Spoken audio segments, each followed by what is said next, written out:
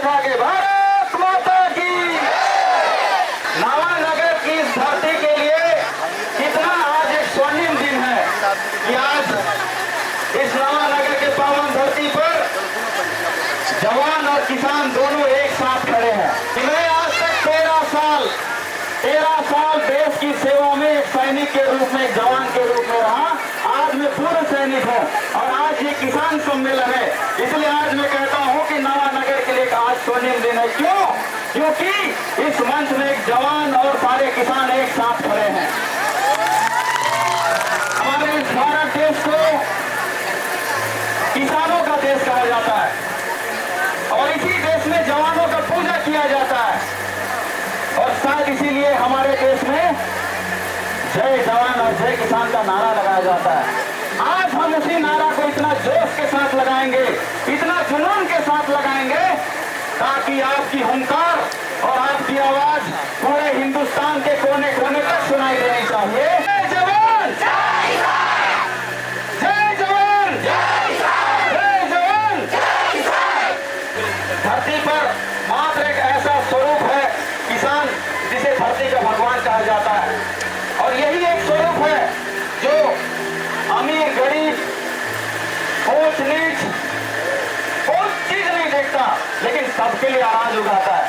चाहे अकाल पड़े, चाहे पानी गिरे, चाहे ना गिरे, चाहे आंधी आए या तूफान आए, चिलचिलाती धूप में भी जब आप धान काटते हैं तो ये नहीं सोचते कि चिलचिलाती धूप है। आंधी आता है तो भी आप नहीं सोचते कि नहीं आंधी आ रही है।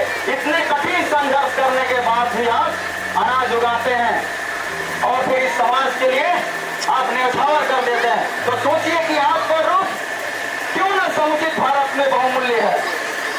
इसलिए मैं राम कुमार टप्पू आपको किसान, जितने किसान हैं, मैं आपकी दर्जा सर्वप्रथम देता हूँ।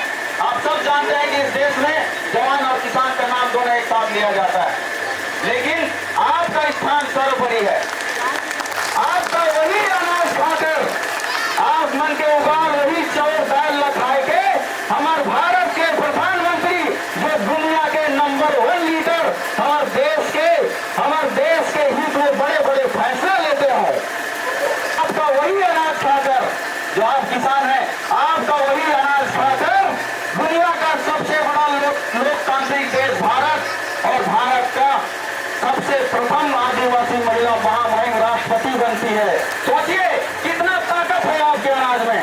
और आपका वही अनाज खाकर आपके घर में जो विद्यार्थी पढ़ रहे हैं, वो हर दिन अपने कलम से आपके घर का, आपके क्षेत्र का और हमारे देश का भविष्य लिखता है। तो सोचिए आपके अनाज और आपके किसान होने पर कितना गर्व होना चाहिए। लेकिन मेरे भाइयों बहनों, इतना सम्मान और इतना ऊपर दर्जा होने के बाद भी यदि कोई सरकार अगर आपका अपमान करता है तो मेरे जैसे जवान को बहुत तकलीफ होती है और मैं कभी इसको सह नहीं सकता। कांग्रेस की सरकार कहती है कि हम किसानों की सरकार है, हमने किसानों पे न्याय किया है, बोलता है ना, लेकिन न्याय नहीं, आपका अपमान किया है। और किसानों का अपमान किस प्रकार से किया? अभी हमारे आदरणीय बड़े भाई जी बता रहे थे कि वर्मी कंपोस्ट खाद के नाम पर उसमें रेत मिला के आपको ठगा गया, तो हुआ आपका अपमान। साथियों, कांग्रेस की सरकार कहती है कि हमने 3000 रुपया या 2800 रुपया धान का रेट बढ़ा दिया। इसके अंदर की बात तो हमें बताता नहीं है। ये कांग्रेस की सरकार किसानों की सरकार नहीं है, हमें हर तरह से लूटती है। नावा गुरुआ थारी बनाकर हमें कहता है कि हमने ग्रामीणों पे न्याय किया है, लेकिन आप सब जानते हैं कि उस जगह पे क्या होता है।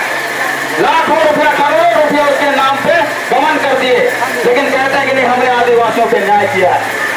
साथियों, मैं एक जवान रहा, आज किसानों के अपमान के साथ साथ इसी सीतापुर की धरती में देश के जवानों के साथ अपमान हुआ।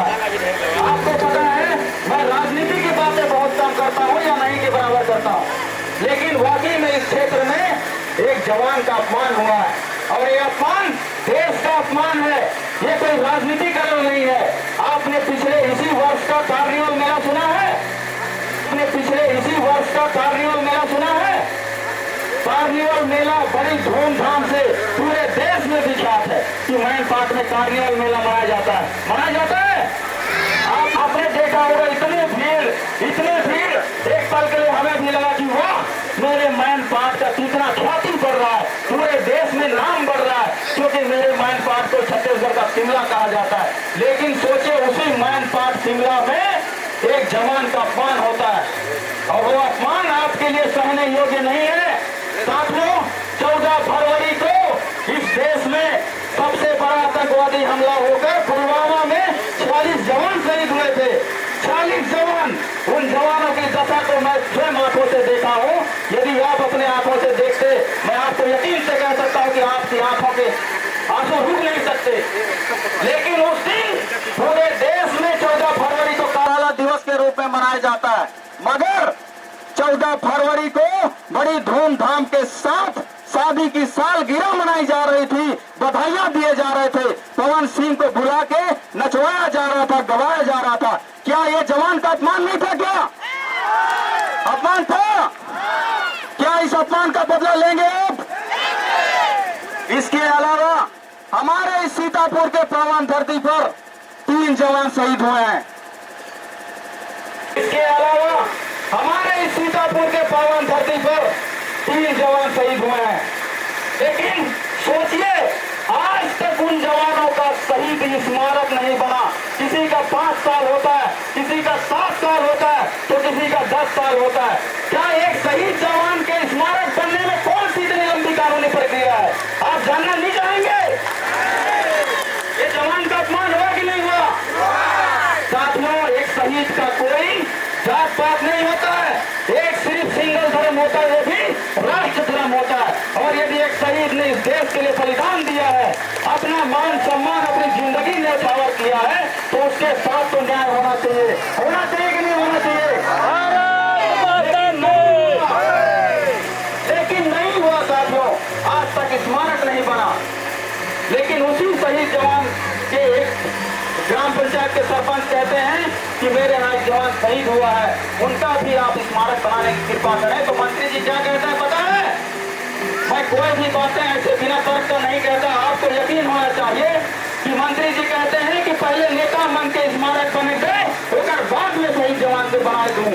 तो सोचिए, आप जाके बिलासपुर में देख सकते हैं, शिवनाथपुर में देख सकते हैं और पेटला में देख सकते हैं, जो पूर्व विधायक रहे, जो बुजुर्ग होकर स्वर्गवास हुए, उनका स्मारक का प्रथम दर्जा दिया जाता है। लेकिन एक जवान जो शहीद होता है देश के लिए, उसको आज तक सम्मान नहीं दिया जाता है। फिर भी आप उसे यहाँ राजा बनाकर बैठा के रखते हैं, तो फिर आपने भी इस देश के सैनिकों का अपमान किया है। बदलबो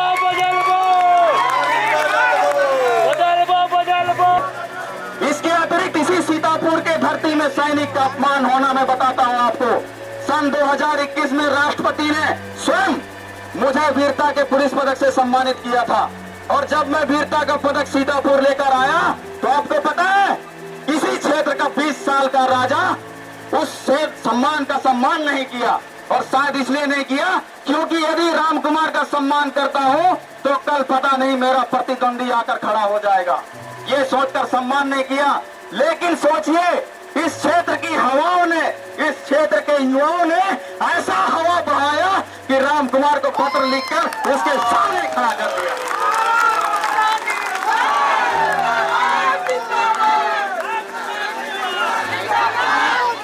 जो व्यक्ति राष्ट्रपति के सम्मान को सम्मान नहीं कर सकता, वो आपको चंद रुपए की साड़ी बांटकर सम्मान नहीं कर सकता। कर सकता है क्या? नहीं कर सकता है। हमें बहिष्कार करना चाहिए ऐसे साड़ी का, जो देश के जवान और किसान का सम्मान नहीं करता है। करेंगे बहिष्कार।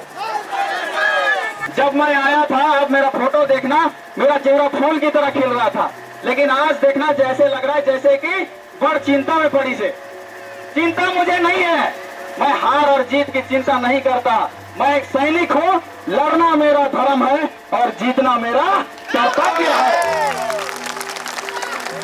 कि आप सभी अपने दोस्त को देखकर, रिश्तेदार को देखकर, या दारू लेकर या मुर्गा लेकर वोटिंग ना करें। और इस चुनाव को अब तक क्या हुआ, कैसे हुआ, मैं नहीं जानता, लेकिन इस बार के विधानसभा चुनाव को केवल चुनाव ना समझें। ये चुनाव नहीं है, ये हार और जीत का विषय नहीं है। ये हमारे बच्चों का भविष्य का सवाल है, आप सभी के सुरक्षा का सवाल है, आप सभी के मान और सम्मान का सवाल है। आप जब कपड़ा छाटते हैं, सोचिए कि किसी दुकान में जाते हैं और कपड़ा छाटते हैं तो इतना छाटते हैं जब तक कि पसंद ना आए, छाटते हैं। जब आप सब्जी खरीदने जाते हैं, एक हल्का सा टमाटर में अगर दाग लग जाने तो बोलते हैं कि नहीं दूसरा बदली करिए। तो सोचिए जब सब्जी को छाट सकते हैं, जब आप कपड़े को छाट सकते हैं, जबकि एक दिन, एक महीना, एक साल तक आपको पहनना होता है, तो फिर जिसकी जिंदगी आपके हाथ में है, जिसका भविष्य आपके हाथ में है, उसको क्यों नहीं छाटा जा सकता? छाटा जा सकता कि नहीं? तो इस बार छाटिए और ऐसा छाटिए कि तब तक पसंद आए तब तक छाटिए और उनसे सवाल पूछिए, बार बार परीक्षा लीजिए, उसके बाद वोट दीजिए। और यदि लगता है आपको कि राम कुमार टप्पू मेरा भाई और बेटा दोस्त वाकई में योग्य है कि मेरे बच्चे का भविष्य लेके चल सकता है, वाकई में हमारे सीतापुर को नंबर 1 की दिशा दे सकता है, तो मुझे चुनना, अन्यथा मेरा तिरस्कार करना। और जिस दिन मेरे क्षेत्र की माताएं बहनें अपने चूल्हा के साथ साथ अपने क्षेत्र को भी देखने लगे, और जिस दिन मेरे क्षेत्र का विद्यार्थी अपने किताबों के साथ साथ अपने क्षेत्र नगर गली को देखने लगे, उस दिन चोरी करने वालों की देखना खैर नहीं होगी और उस दिन अपराध का समुचित नाश हो जाएगा। उस दिन देखना विकास की सारी रास्ते खुल जाएंगे।